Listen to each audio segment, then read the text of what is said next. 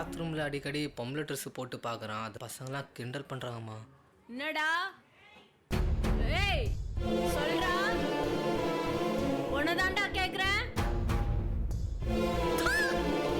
ஏன் வீட்டுல வந்து பாருங்க பாரு, பக்கத்து வீட்டுல பாடிய காணும் பாடிய காணும்னு சொல்லும் போதே நினைச்சேன் நம்ம வீட்டுல ஒண்ணுமே காணாம போலியடான்னு.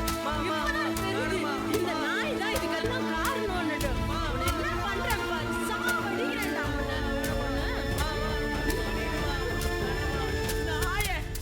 நாய.